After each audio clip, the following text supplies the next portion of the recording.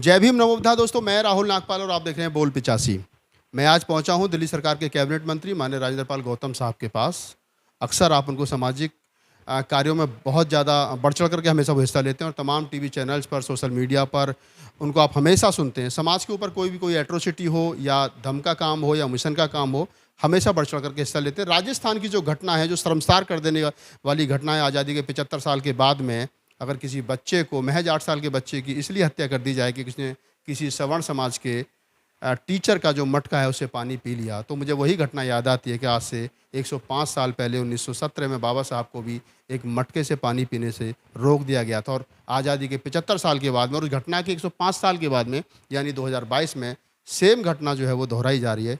तो इस बारे में मंत्री जी का क्या कहना और क्या सोचते हैं, इसके पीछे कौन सी ताकतें हैं, वो बस जानने की। मंत्री जी, क्या लगता है कौन सी ताकतें हैं? जातिवाद हावी है, धर्मवाद हावी है, क्षेत्रवाद हावी है, भाषावाद हावी है, क्या हावी है? आखिर आज़ादी के 75 साल के बावजूद भी ऐसी घटनाएं क्यों?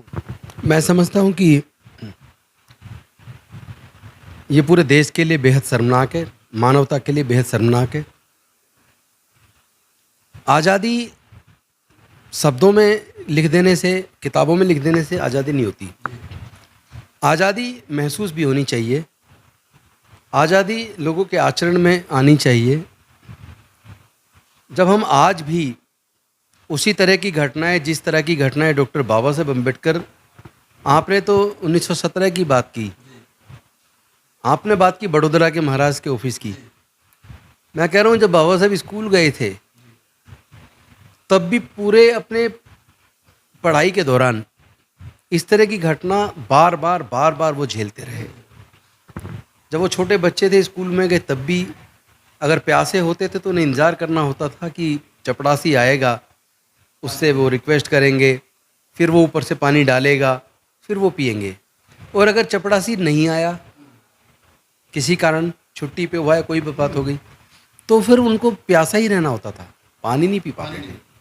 और आज आज़ादी के 75वीं वर्षगांठ हम देश मना रहा है और ऐसी घटना शर्मसार कर देने वाली जो सामने आई है जालौर से, राजस्थान से, वो जितेंद्र मेघवाल की भी याद दिलाती है, वो बाबा साहेब के बचपन के संघर्ष को याद दिलाती है। वो आए दिन रोज़ हमारे लोगों के बार उत्पीड़न को याद दिलाती है। कभी बहनों की इज्जत लूट कर हत्या कर दी जाती है, तो कभी किसी को चोरी का इल्ज़ाम लगाकर पीटते पीटते मार दिया जाता है। तो ये आज़ादी अभी संपूर्ण आज़ादी नहीं है। और आपने पूछा इसका कारण क्या है, मैं समझता हूँ इसका कारण जातिवाद तो है ही, लेकिन अनफॉर्चुनेटली ये जातिवाद लगभग सभी भारत में सभी वर्णों के अंदर घुस चुका है। ब्राह्मणों में भी एक दूसरे से पूछते हो कौन से ब्राह्मण हो, कौन से ब्राह्मण हो, और उसी तरह वो क्षत्रिय और वैश्य में भी देखने को मिलता है। दुखद तब है वो शूद्रों में, अगर हम देखें कुर्मी समाज को, कुर्मी समाज में कोई पटेल है, कोई सचान है, कोई चौधरी है, कोई वर्मा है, उनमें भी आपस में बिखराव है। चमार जाति के अंदर भी बहुत बिखराव है, कई सारे टुकड़ों में बटा हुआ है। खटीक समाज में भी कई टुकड़ों में बटा हुआ है। एक्चुअली यही ब्राह्मणवाद है।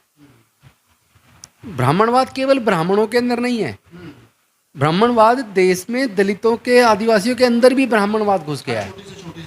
हर जाति के अंदर ब्राह्मणवाद बन गया है। और ब्राह्मणवाद के स्वरूप भी कई हैं।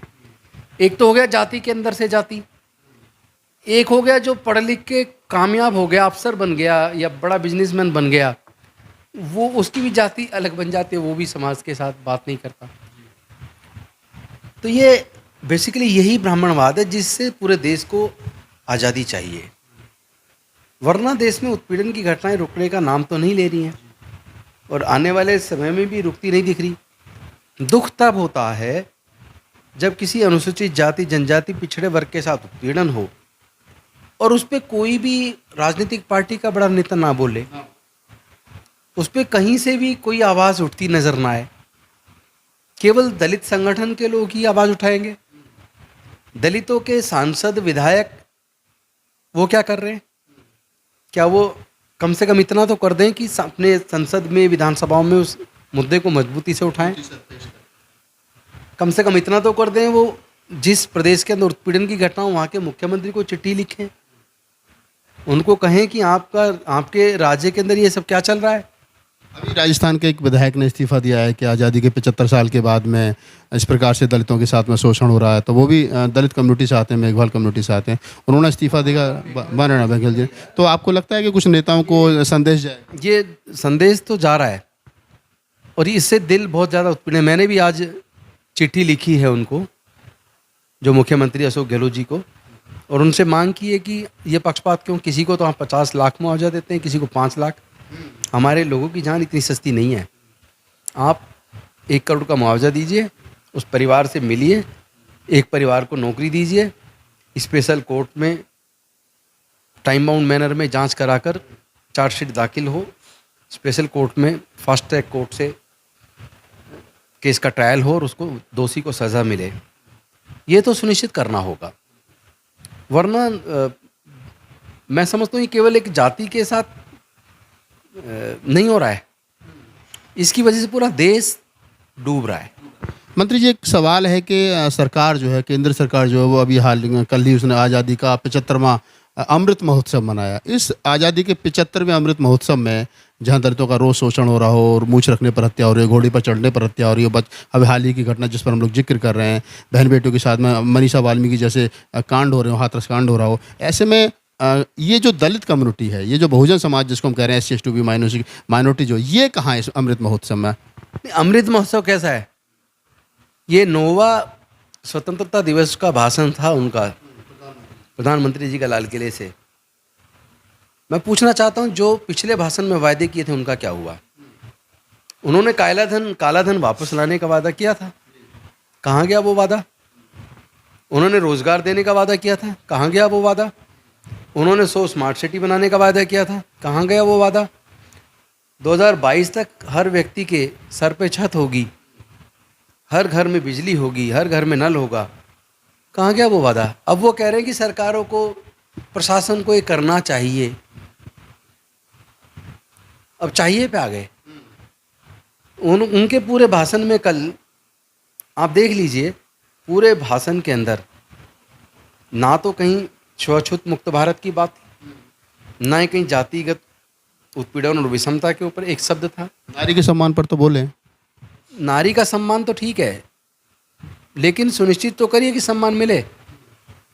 देश में महंगाई बढ़ रही है, उस पर एक शब्द नहीं बोले।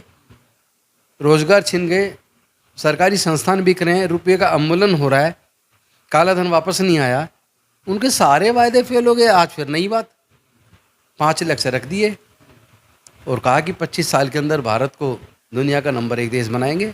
फिर भी लोगों को खुश तो होना चाहिए कि जिस RSS को 2002 तक 2001 तक तिरंगे से नफरत थी, वो नहीं फैला रहे थे, आज उन्हीं की सरकार है और वो कह रहे हैं कि हर घर तिरंगा उन्होंने लगवा दिया, करोड़ों तिरंगे उन्होंने बिकवा दिए। देखिए, तिरंगा लगाने से कुछ नहीं होगा, हमारे दिल में तिरंगा है। तिरंगे के प्रति मन में सम्मान तो हो, केवल दिखाने को बोलना और अंदर मन में मनुस्मृति का शासन वापस लाने का सपने देखना, बाबा साहेब के बनाया संविधान जिससे सबके लिए न्याय सुनिश्चित होने का कम से कम रास्ता बना है, उसको ख़त्म कर मनुस्मृति लाना। मनुस्मृति यानी वही वर्णवाद और जातिवाद पे आधारित शासन, भेदभाव पे आधारित शासन, उसको लाने का प्रयास करना और ऊपर से फिर दिखावा देना कि हर घर झंडा। अरे झंडा तो भारत के लोगों के दिल के अंदर है। हर भारतवासी भारत से जो प्यार करता है वो भारत के तिरंगे को अपने हृदय में रखता है। देश के बहुजनों से क्या अपील करना चाहोगे जो वर्तमान समय चल रहा है, जो चाहे तो इंद्र मेघवाल की हत्या हो, चाहे और बहुत सारे मामले हों, ऐसे मामले में क्या करना चाहिए? कि अपने अनुसूचित जाति जनजाति पिछड़े वर्ग के लोगों से एक निवेदन करना चाहता हूँ, कृपया आप लोग एटलीस्ट अपने अंदर के जातिवाद को मार लो। कम से कम ब्राह्मणवादी व्यवस्था जिसकी आप बार बार चीख चीख के दुआई देते हो, कोसते रहते हो, उस ब्राह्मणवादी व्यवस्था को, उस जातिवाद को अपने अंदर से तो ख़त्म करो। आप भी तो ब्राह्मणवादी बन गए हो, आप भी तो एक दूसरे से रोटी बेटी का रिश्ता नहीं कर रहे हो, आप भी तो आपस में ऊंच नीच की भावना कर रहे हो, आप भी तो एकजुट नहीं हो रहे हो, आपने भी तो जातियों में जातियाँ बना रखी हैं। अपने अंदर के जातिवाद को ख़त्म करो, अपने अंदर से जातिवाद को ख़त्म करके पूरे भारत को प्रबुद्ध भारत बनाओ, जो डॉक्टर बाबा साहेब अम्बेडकर का सपना था। सब लोग एकजुट आ जाएंगे तो सबके एकजुट होने के बाद ताकत बनेगी। और जब ताकत बनेगी तो कोई उत्पीड़न नहीं कर पाएगा। सर आप कह रहे हैं कि ताकत बनेगी, कोई उत्पीड़न नहीं कर पाएगा। मैंने मान भी लिया अगर SC ST OBC के लोग अपनी जातियाँ छोड़ देंगे। एक और काम करना जी। जो हमारे लोगों में एक आदत बन गई है व्यक्ति पूजक बनने की। हमें व्यक्ति से नहीं विचारधारा से जुड़ना चाहिए। हमें व्यक्ति को नहीं विचारधारा को मजबूत करना चाहिए। जब विचारधारा मजबूत होगी पूरा समाज मजबूत हो जाएगा। जैसे आपने कहा कि अगर मैं मान भी लिया जाए कि SC ST OBC समाज के लोग जो वो जातियाँ छोड़ देंगे, लेकिन जिन लोगों को जाति से फ़ायदा है, जिन लोगों को धर्म से फ़ायदा है, जिनको वर्ण व्यवस्था से फ़ायदा है, वो क्यों तो वर्ण व्यवस्था को कमज़ोर होने देंगे? क्यों जाति को कमज़ोर होने देंगे? क्यों? वो नहीं कमज़ोर होने देंगे। लेकिन आप इस बात को क्यों नहीं समझते? 135 करोड़ में से 110 करोड़ से ज़्यादा अनुसूचित जाति, जनजाति, पिछड़े वर्ग के लोग हैं। अगर वो अपने अंदर से ही जातिवाद खत्म करके एकजुट हो जाएं तो 15-20 करोड़, 25 करोड़, 30 करोड़ लोग जो है वो जाति को जिंदा नहीं रख पाएंगे। फिर उनको अपने खुद के अस्तित्व बचाने के लिए आपकी विचारधारा के साथ जुड़ना पड़ेगा।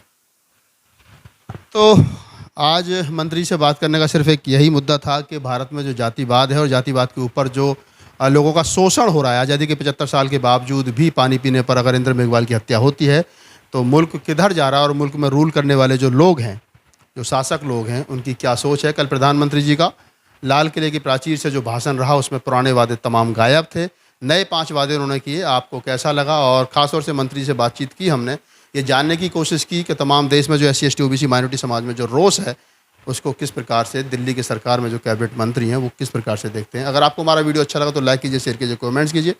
यूट्यूब पर हो तो नए हो तो सब्सक्राइब कीजिए और अगर पेज पर हो तो मैं फॉलो कीजिए। मैं राहुल नागपाल, कैमरामैन CL बोध के साथ, दिल्ली।